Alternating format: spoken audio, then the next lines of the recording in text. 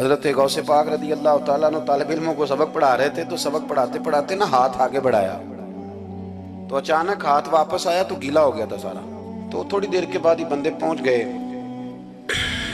انہوں نے آ کے یا غوث کے نعرے بھی لگائے، وہ مچلے بھی، وہ روئے بھی، وہ قدم بھی چومے، اپنے مقدر پہ ناز بھی کیا۔ شکر ہے اللہ کا، اللہ نے ہمیں آپ کا غلام بنایا، شکر ہے۔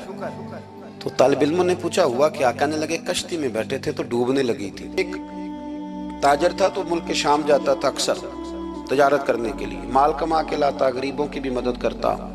تاجر شیخ حماد کے پاس گیا، کہنے لگا میرے لیے دعا کر دے، میں جا رہا ہوں سفر کے لیے۔ تو انہوں نے کہا میں صبح بتاؤں گا۔ استخارہ کیا صبح، کہنے لگے نہ جانا، تیرا مال بھی لٹ جائے گا اور تو قتل بھی ہو جائے گا۔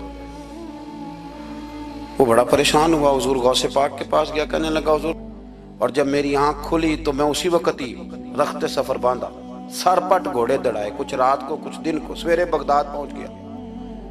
کہتے خیال تھا کہ پہلے غوث پاک کے پاس جاؤں گا، لیکن پہلے شیخ حماد سے ملاقات ہوگی۔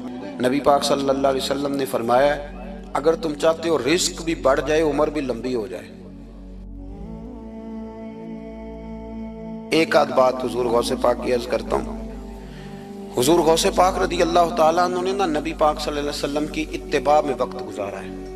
کچھ بندے اللہ کے بڑے خاص ہوتے ہیں۔ حضور غوث پاک رضی اللہ تعالیٰ عنہ کو اللہ نے اعزاز عطا فرمایا، شان عطا فرمائی کہ غوث اعظم درمیان اولیاء، جو محمد درمیان انبیاء۔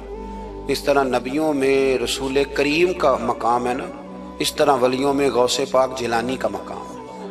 حضور غوث پاک رضی اللہ تعالیٰ عنہ کو اللہ نے کئی اعزازات دیے۔ سب سے بڑی بات یہ کہ اللہ نے انہیں کرامات عطا کی۔ کرامت دین کا پورا ایک حصہ ہے۔ ہمارے یہاں نا لوگ کہتے ہیں اخلاق بیان کریں جی، وہ کہتے کیا تھے؟ کرامت کیا ہوتی؟ بھئی کرامت تو قرآن پاک نے بیان فرمائی۔ آصف بن برخیہ جناب بلقیس کا، ملکہ بلقیس کا تخت لائے تھے۔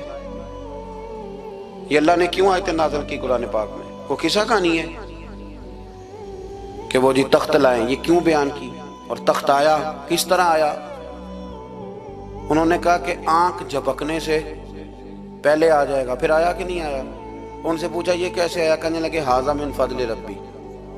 او سنگیو، صرف حضرت سلیمان علیہ السلام کا امتی تخت لا سکتا ہے، نبی پاک کا غلام نہیں لا سکتا؟ یار آپ نے کرامت کا انکار کر کے اپنے آپ کو کمزور کر لیے۔ اور نہیں جی نہیں، یہ کیسے ہو؟ کیا مطلب ہے اس کا؟ آپ سورہ نمل روز پڑھے اور جناب سلیمان علیہ السلام کے امتی کی شان بیان کرے کہ وہ آنکھ جھپکنے سے پہلے 80 گز اونچا، 80 گز چوڑا، 80 من وزنی تخت آنکھ جھپکنے سے پہلے لے آئے۔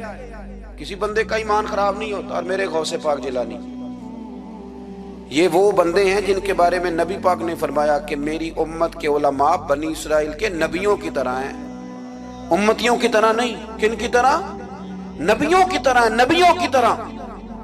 حضرت غوث پاک رضی اللہ تعالیٰ عنہ ہم کو ملانگ لوگ نہیں ہیں، الحمدللہ تعالی۔ ہم تو غوث پاک کی کرامت بھی مانتے ہیں، پر قرآن و سنت کی اینک لگا کے مانتے ہیں۔ یہ میری بات سمجھ لیں۔ حضرت غوث پاک رضی اللہ تعالیٰ عنہ طالب علموں کو سبق پڑھا رہے تھے، تو سبق پڑھاتے پڑھاتے نا ہاتھ آگے بڑھایا تو اچانک ہاتھ واپس آیا تو گیلا ہو گیا تھا سارا۔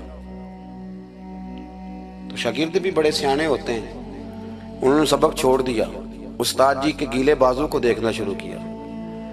حضور یہ کیا ہے؟ تو غوث پاک بھی غوث پاک تھے۔ ہر بندے کا ہاضمہ اتنا اچھا نہیں ہوتا کہ اس کو ہر بات ہضم ہو جائے۔ کئیوں کو بد ہضمی بھی بڑی سخت ہوتی ہے، کھٹے کھٹے ڈکار آتے ہیں بات سن کے، کانوں سے دھواں بھی نکلتے ہیں کئی دفعہ۔ تو انہوں نے پوچھ لیا فٹافٹ کہ حضور یہ کیا ہوا؟ تو غوث پاک کو پتا تھا کہ سب کا ہاضمہ ٹھیک ہے۔ میاں صاحب نے بھی کہا تھا خاصاں دی گلامہ آگے نہیں مناسب کرنی۔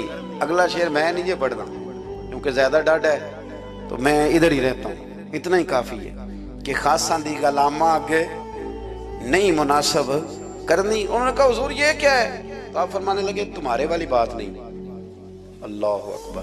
ابھی سبق پورا ہو رہا تھا تو بندے دوڑے دوڑے آ گئے اور انہوں نے نعرے لگانے شروع، یا غوث یا غوث یا غوث۔ لوگ کہتے ہیں غوث پاک سے ملتا نہیں۔ میں کہ ٹھیک ہے انہوں نہیں نہ ملیا، جنہوں ملیا اس تے رولا پانا نہ بڑا ملیا ہے، بڑا ملیا ہے، بڑا ملیا ہے۔ اپنا اپنا معاملہ ہے نا۔